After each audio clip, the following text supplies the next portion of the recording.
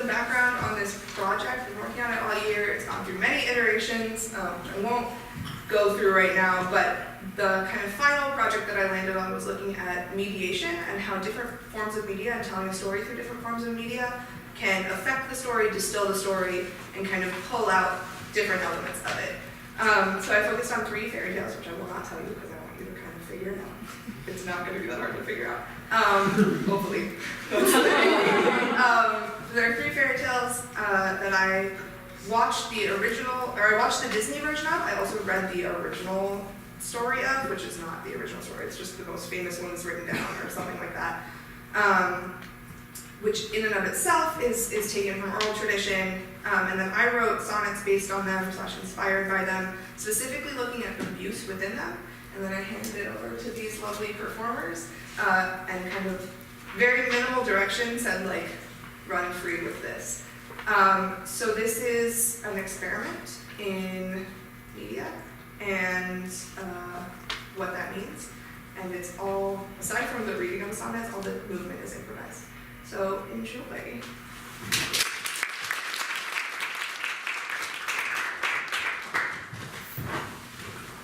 One. Grotto. My father turns to dust through his disgrace.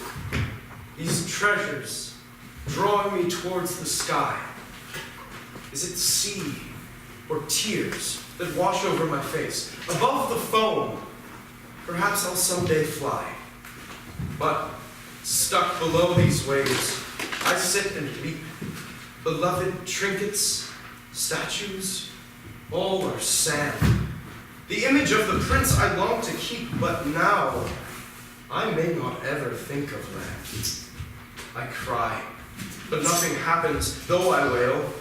I'll mourn and miss forever all I had, though all of this will come to no avail. King Triton only wants to see the bad. So, thank you, Father. Now my dream's dismissed.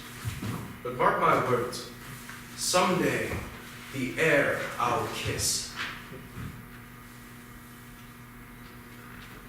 Like knives. Each step I take, I feel the sharpest pain. New legs, new feet, new feelings to explore. Through sea-filled air, I still hear her refrain. If you succeed, you'll live with us no more. Is this all worth it? Says a voice inside. Does love require me to give up all, to have no sisters, family, nor pride? Here I am, at my prince's beck and call. But when I look up at his doting face and hear his voice say how he loves me so, I run to him. The knives don't slow my pace. I dance for him forever. That I know. So bleed on, feet, for you are merely tools, and I care not. Those sisters call me fool.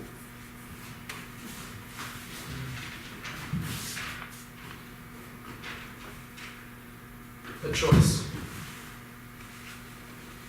The water's edge, the sea foam hits the shore, a white lace cap that listlessly strokes sand. The lives of kin, my sisters, those before, their spirits gone, their bodies kiss the land. The foam is what I would have once become, but legs and feet I yearn for so much more. He lies with her, and I am overcome. I left my life for him. He chose that whore. The choice I now must make. I hold the knife. She sleeps. Her beauty overwhelms my eyes. I call to them that I should be his wife. That fate that won't be mine, even if she dies. So, to the sea this dagger I will throw, and watch as blood replaces all I know. Float. The poorest souls are those that won't live on.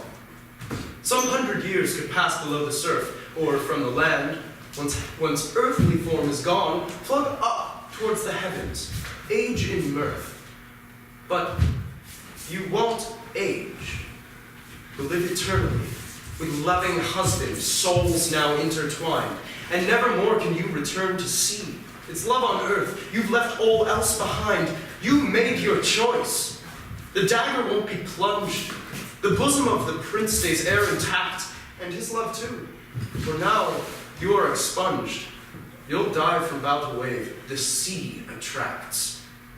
Before you taste the soul, the air around will keep you floating, never touching ground.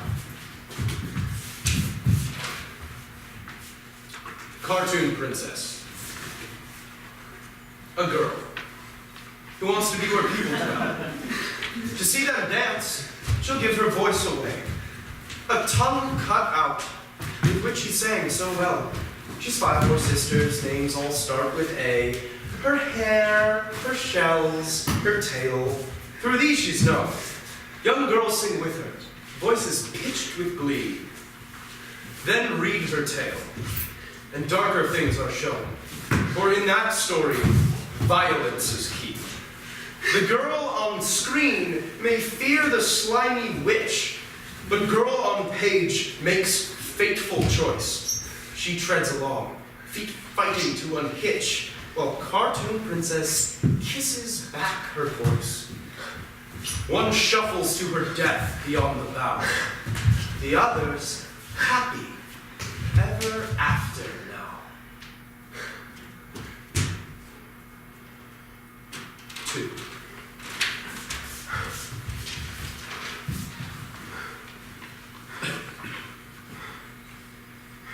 She craves the flower like a raging fire inside her gut. Her hunger cries and can't be sated as it grows so dire that she may die without the craved prize of that sweet rampion barely past the gate. I love her dearly, so I'll make the trade. Whatever child is born, you'll be her fate. I'll give you her. She'll ever be your maid. I'll bring the leaves and petals to my wife, who lies in bed awaiting my return. And when she brings the world another life, whose shining eyes for years now we have earned, I'll turn the tiny creature over to you. That is my promise. I will keep it true. Threshold. For 18 years, I've sat up here. Unclear though. 18 years or many less. From one perspective, grown up, but with fear of outside people wanting me, I guess. I'm here alone, locked only for protection, or that's the story I'm always told. Stare at the walls, I know so well each section, till mother comes, a face which ne'er grows old. Another voice I hear outside the tower, a face with hair, a look that cries intrigue. But a voice inside tells me that I must cower, for only mother fits within my league. To hide, or touch, to wave, or strike, what now? What hides behind that single raised eyebrow? Forgot. The lushness felt between my toes, how soft to run and feel not stone beneath my feet. The soil feeling what is not loft. The tower's hard floor, earth will never meet. By running here, I am away from she who clothed me, groomed me, kept me safe, alone. To her I owe my life. These lights I see. What have they done for me? Well known, I see them merely. Are they lit with these wide eyes in mine, to guide me over to a life I've now forgotten? These eyes see. I hear your call. I feel like I miss you. So over grass and hills, I'll run away, till arriving at your door, to stay.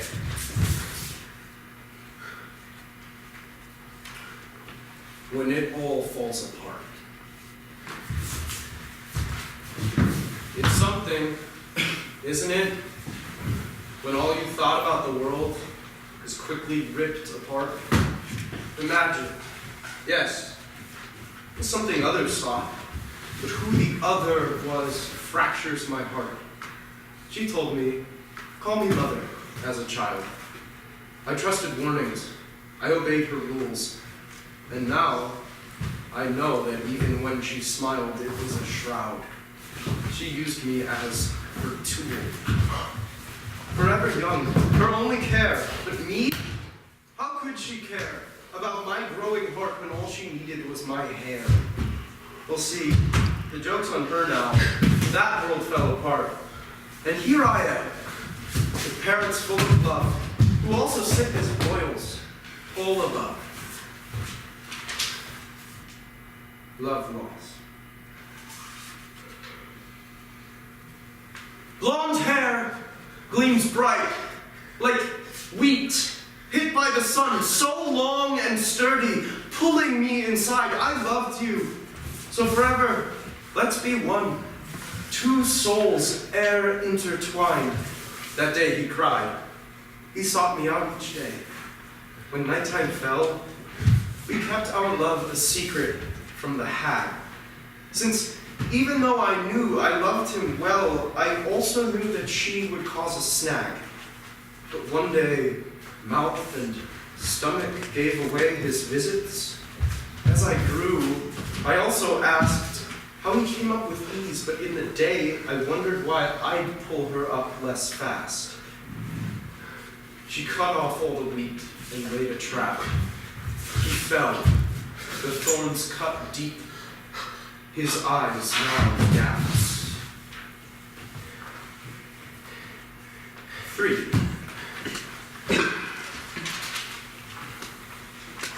Spot. Each morning is the same long list of chores. I feed the dog, the cat, the mice, the chicks, then cluck, cluck, cluck. My sisters, their doors, screech that they need their tea, their morning fix. I'll open wide their doors as they demand. The laundry, windows, sweep and scrub the house, and wash my dress. They think they're all so grand.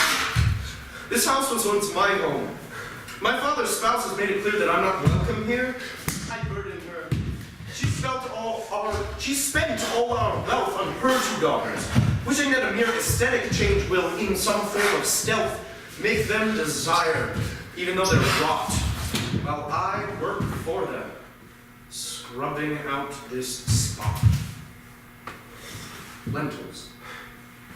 One by one, I pluck the lentils out with ashes, strewn about across the hearth. If this is how I prove beyond doubt that I am treated worse than I am worth, then I'll sit here and sort out all the seeds. My flying friends will help me make the piles, imagining the gown, my hair, my beads, so giddy, looking at the prince's smile.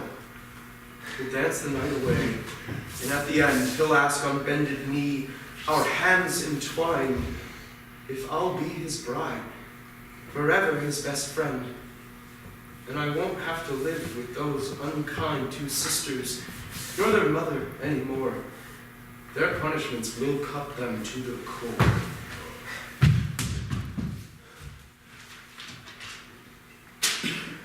I'm naming the mice.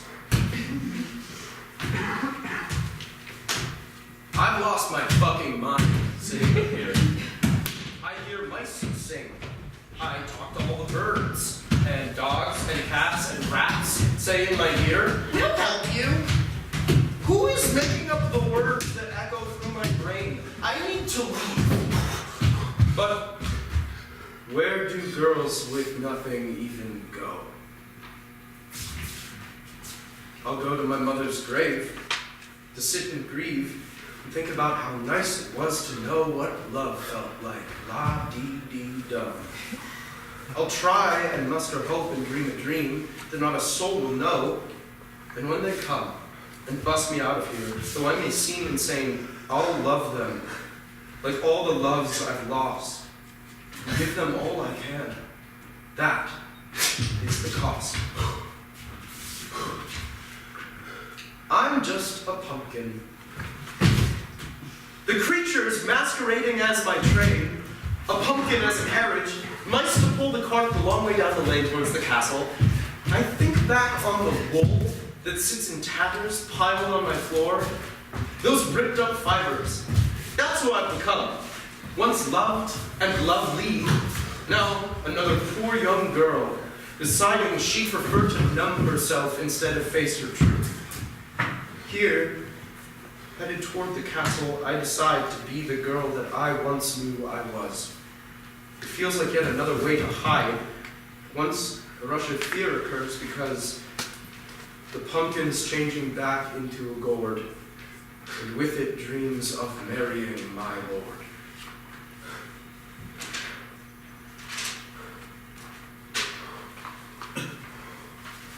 Pooling blood.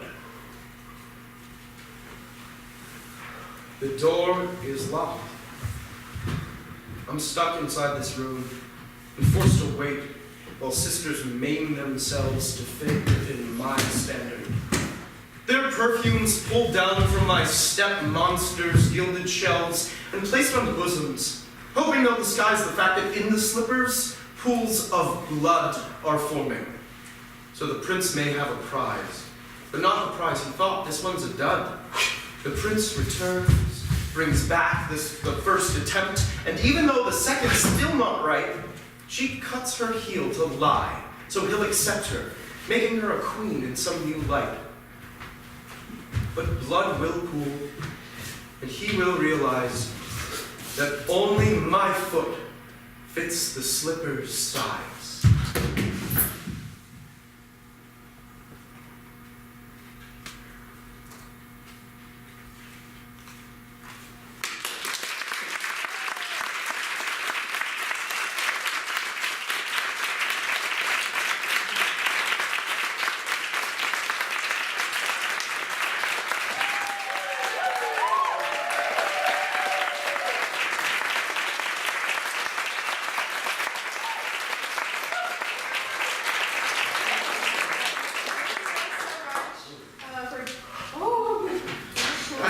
They're actually Pooling blood.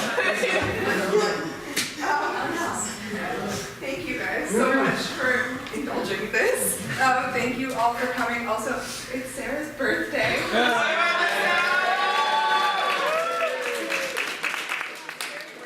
She's here on her birthday with me. She would definitely be happy. Yeah, thank you guys. Thank you guys. And I would love to chat with people about impressions and stuff after. I have this room till 8, so you can chill here for as long as you want.